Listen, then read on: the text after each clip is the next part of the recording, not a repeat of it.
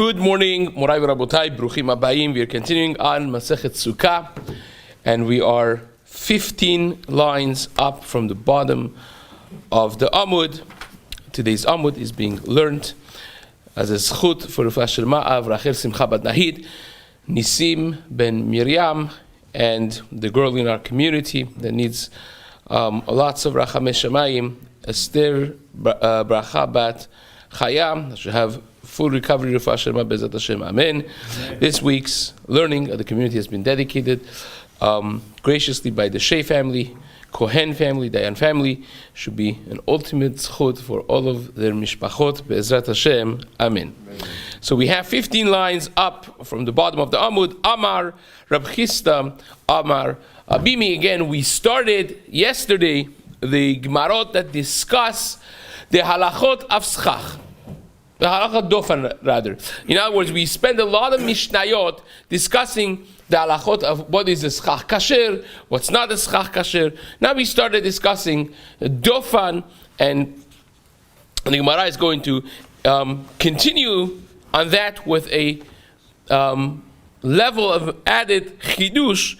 Says the Gemara, machselet arba'a umashehu materet besukkah. You could have a wall of sukkah with just a mat or a bamboo mat that is 4+ tfachim wide. That's it. How do you do that? Says the Gemara, mishum dofan. It's materet the sukkah as a wall. Hechi avid. How do you do that? Says the Gemara.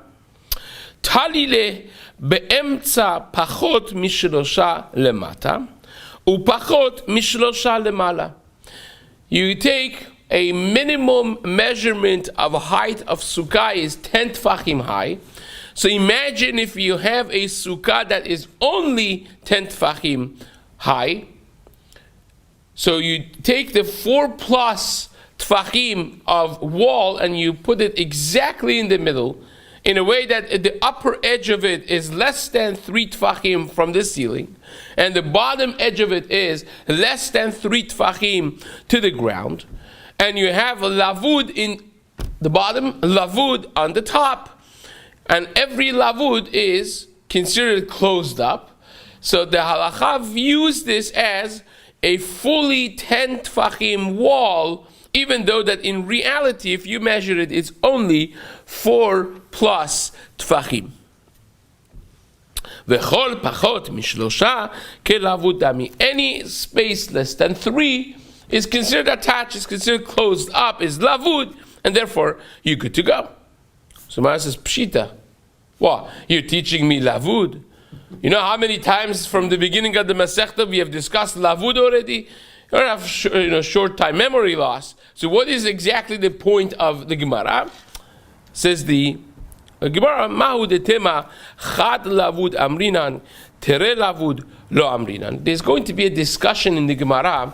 How many imaginary walls can you have combined? Now we have all these halachot of good asik, good achid, lavud, right? How many of them can you combine together and still be a viable halachic wall? Can you do that? And it starts really with a simple question. Can I use lavud twice? I already used it on the bottom. Can I use it also on the top? And the one says, yeah, you could. It's no problem with that, really. Because any space that's less than 3 is closed up. Now you have it 1 on the bottom or on top. We have 2 both on top and the bottom. It's all the same. Use even several, right? Yeah, so we're going to discuss those halachic imaginary walls more as the sugya develops, but for sure the Gemara says when it comes to lavud, you could use any lavud that you have is combined together and there's no problem. So says the Gemara, Metive. They ask a question in the Beit Midrash. We have a braita that seems to say not like that. Machatzelet shiv'a umashehu materet besukkah. If you have a bamboo mat, a mat that is 7+ tefachim, that could be a wall for your sukkah. Anything less than that can't be a wall for sukkah. So you see, it's not 4, it has to be 7. So it seems to indicate that you could only use 1 lavud, nothing more than that. It's a braita that says you need 7 plus tfachim for a wall, minimum wall of sukkah. That's not a problem. The difference is not in the halachot of sukkah, the difference is in the sukkah itself that you're using. Remember, the only scenario in which you could use a 4 plus tfachim wall is when you are using the minimum, the smallest, shortest sukkah possible, right? It's only 10 tefachim high, so then you could have 4 tefachim of wall, lavud from both sides. But if I have a normal sukkah that I want to walk into, the normal sukkah that's taller than 10 tefachim, you can't use a 4 tefachim wall, because 4 tefachim, imagine if you put it from the bottom, so then you don't have 10 tefachim, you only have 7 tefachim high. You need 10 tefachim tall. So you definitely need more than 4 tefachim when it comes to a sukkah gedolah. And that's exactly the answer of the Gemara. Kitanya hahi besukkah gedolah. That is speaking about a large, normal size sukkah in which you could use lavud from the bottom or from the top, but it has to be 7 tfachim to add to that 3 minus tfachim, that the subtotal should be minimum of 10 tfachim. Now, umay kamashmalan. So now the Gemara says, okay, fine. You said the may kamashmalan originally. We asked this question. It's pashut that you could do lavud, and you answered before when we were talking about this small sukkah. You said no. The chiddush is you could use lavud from the top and lavud from the bottom twice, right? Now this braita that only is using 1 lavud. What's the chiddush with that? We know lavud already, right? So Gemara says no. This is talking about a case that you're using lavud from the top. That means you have a normal size sukkah. You have a wall, a board, a mat that is 7 plus tefachim wide, and you're holding it a little less than 3 tefachim from the ceiling, subtotal of 10 at least tefachim, and that's the only wall you have. And says the Gemara, that's coming to teach us that this braita holds like Rabbi Yossi, that we extend the walls downward, even if it's a mechitza that is tluya. If it's a hanging mechitza, still is considered a good mechitza, like the shita of Rabbi Yossi that we had in the previous Mishnah. You remember that?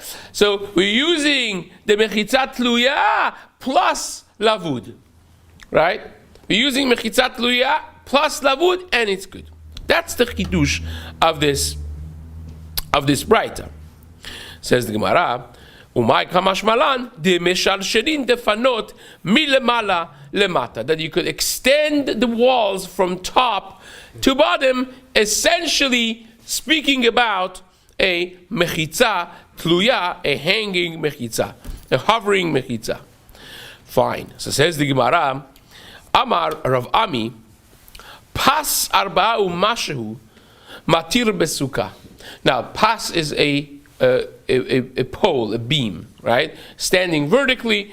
Now, when we talk about 4 plus tfachim, we're talking about the width, not meaning standing up the width, not this way on the horizontal, going around across the wall of the sukkah, but standing next to the poles that stand the sukkah frame up, parallel to them, standing vertically.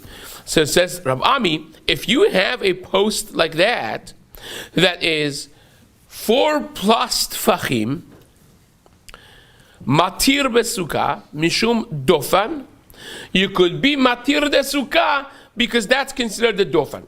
So you have 4 plus tfachim of width, and you're standing it less than 3 tfachim from the end of the wall, which is lavud horizontally, right?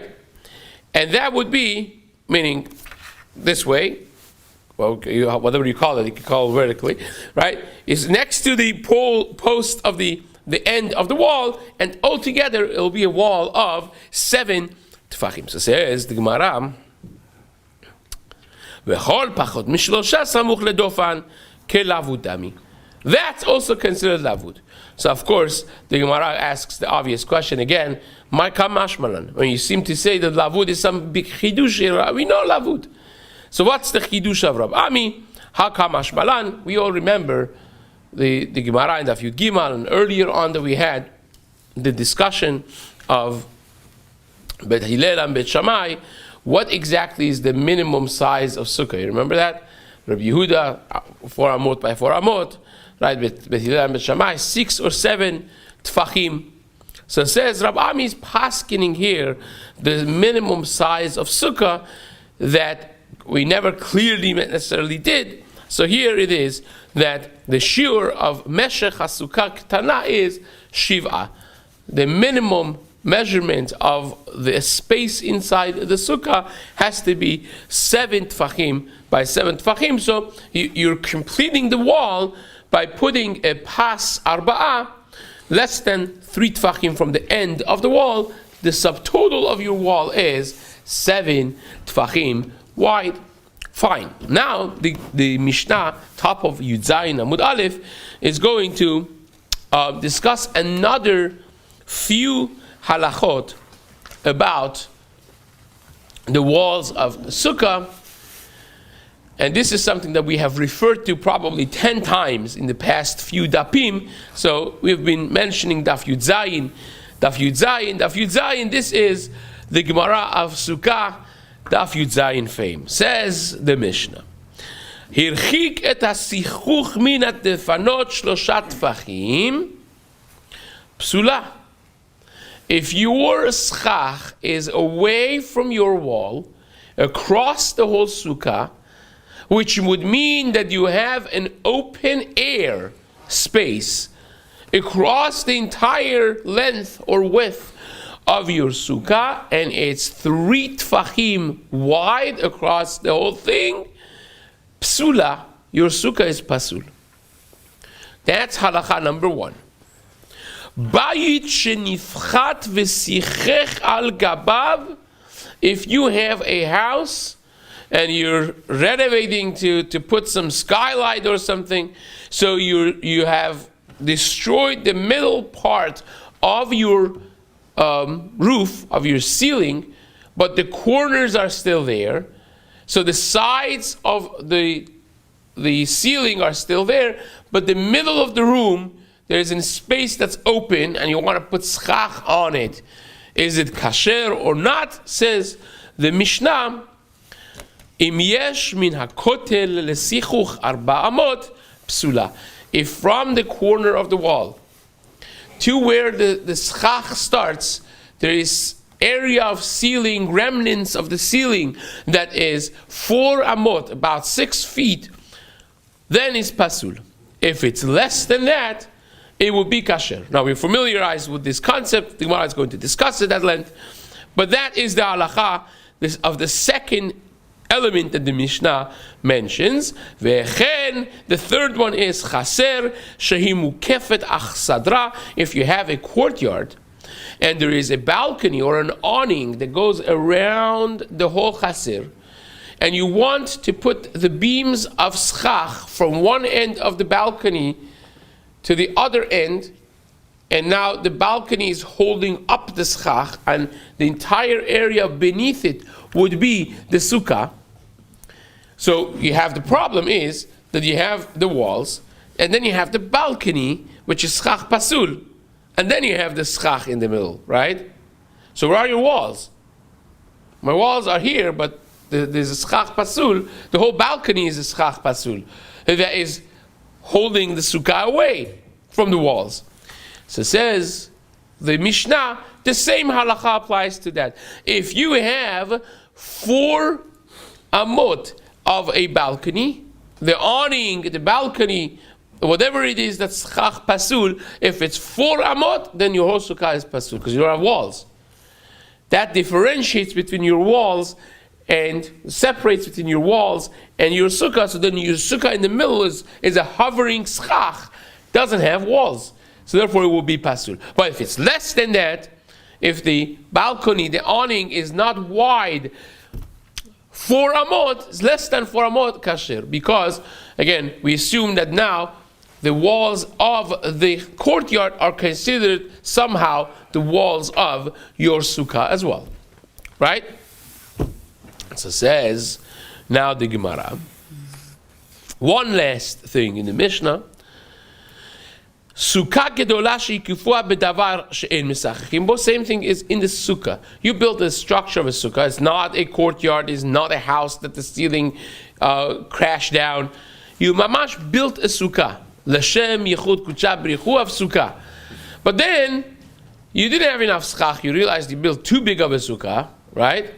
You didn't have enough schach. So what you did was you put the schach that you have in the middle, and then all the sides you lined up boards that are pasul, right?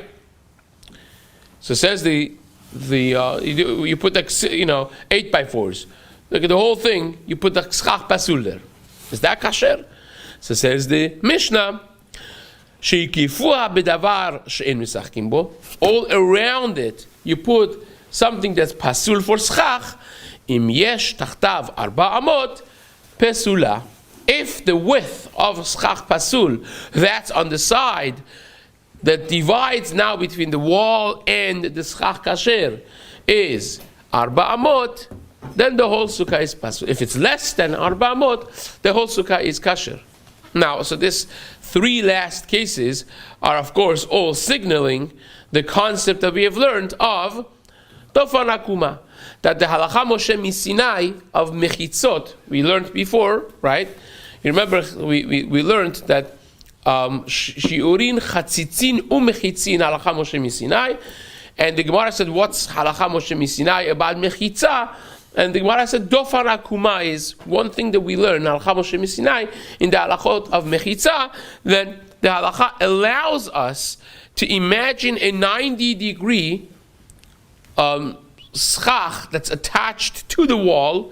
If that schach, if that ceiling is not valid, the halakha allows us to look at this as a curved wall, not a 90-degree, but it's like a curved wall, and this wall still could serve as the wall of my sukkah, even though that is about 5 feet away from my sukkah, right?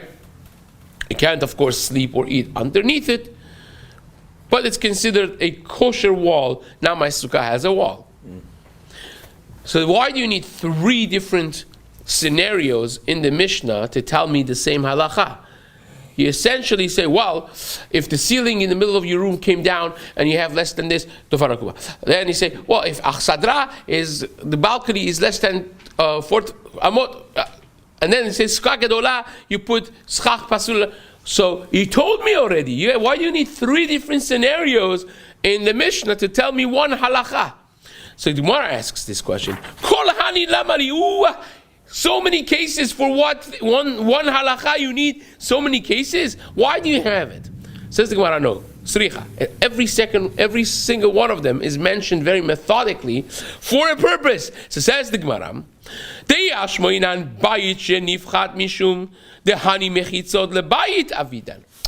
want to tell me that the wall and the ceiling become one curved wall, right?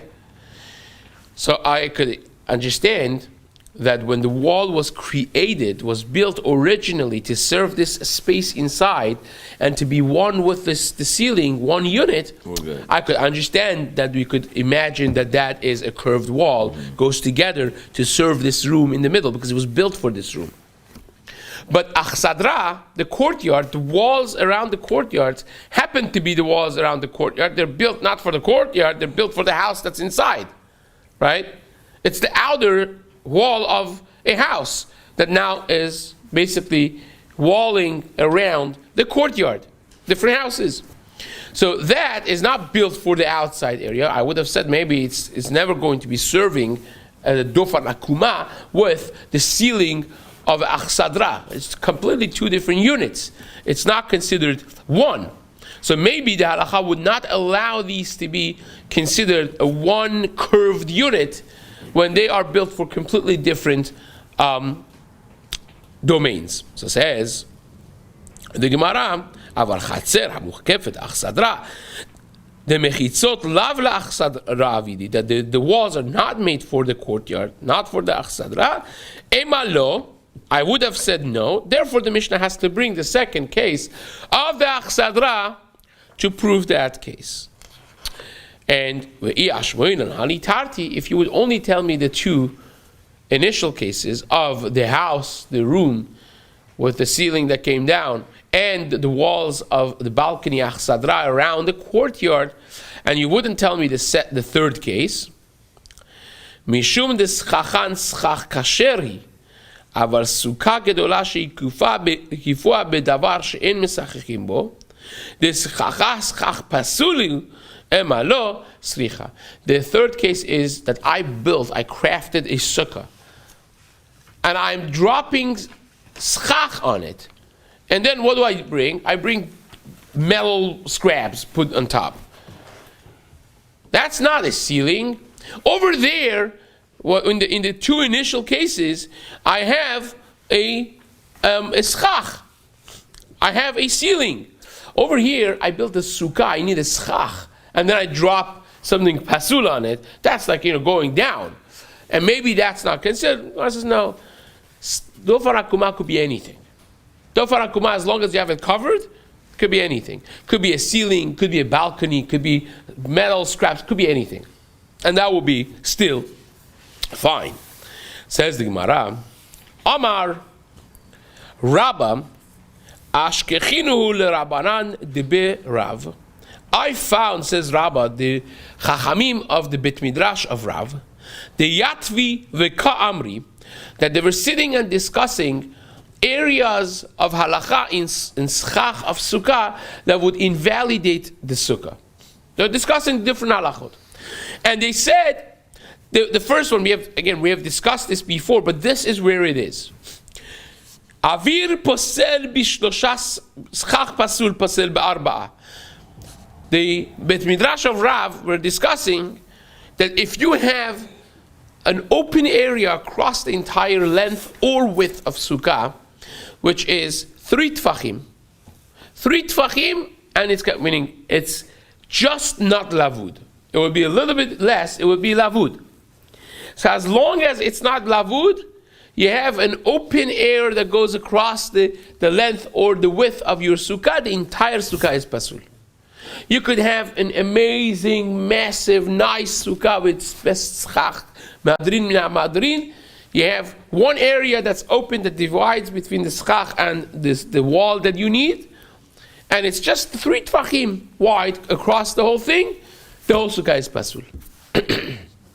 And says the Gemara, another thing that they said was, if you have schach pasul, if you have metal or boards, schach pasul, that's in the middle of the sukkah, going again across the whole length or width of the sukkah, for 4 tfachim, the whole sukkah is invalid. The whole sukkah is pasul. So, this is Rabbah listening to the Bet Midrash of Rav. So he asks him, so wait a second. How is that possible?